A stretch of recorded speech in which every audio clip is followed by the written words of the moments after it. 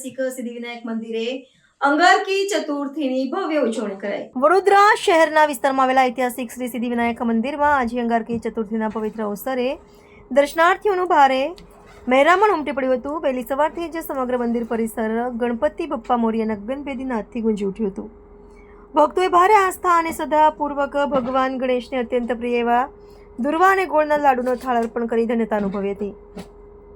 અંગારકી ચતુર્થીનું અનેરું ધાર્મિક મહત્વ રહેલું છે, જેના પગલે શહેરીજનોએ કતારોમાં ઊભા રહીને વિઘ્નહર્તા દર્શનનો લાભ લીધો હતો। મંદિરના પૂજારી શૈલેષ મહારાજના જણાવ્યા અનુસાર આજના દિવસે શાસ્ત્રોક્ત વિધિથી ગણેશ પૂજન કરવાથી ભક્તોના તમામ ગ્રહ દોષોનું નિવારણ થાય છે અને જીવનમાં સુખ શાંતિની પ્રાપ્તિ થાય છે। આ વિશેષ દિવસના અનુસંધાનમાં મંદિરમાં રાત્રે 10 ને 19 કલાકે એક ભવ્ય મહાઆરતીનું પણ આયોજન કરવામાં આવ્યું છે, જેમાં શ્રદ્ધાળુઓ મોટી સંખ્યામાં જોડાશે। અંગારકી ચતુર્થીના ભક્તિમય ઉજવણીની સાથે જ મંદિર પ્રશાસન દ્વારા આગામી ધાર્મિક કાર્યક્રમોની પણ રૂપરેખા જાહેર કરવામાં આવી હતી, જે અંતર્ગત આગામી 17મી મેથી 15મી જૂન સુધી મંદિર પરિસરમાં એક ભવ્ય શ્રીમદ ભાગવત કથાનું આયોજન કરવામાં આવનાર છે।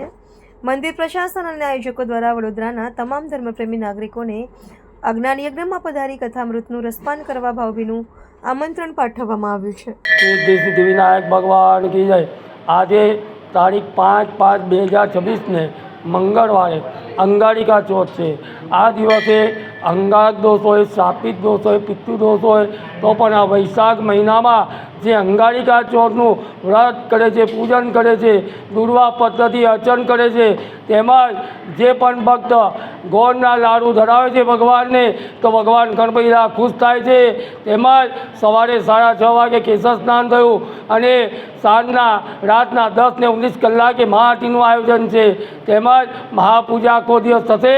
તેમજ આ દિવસે મહાઆરતીમાં દરેક ભાઈઓ સહકાર આપી અને દર્શનનો અચૂક લાભ લેવો।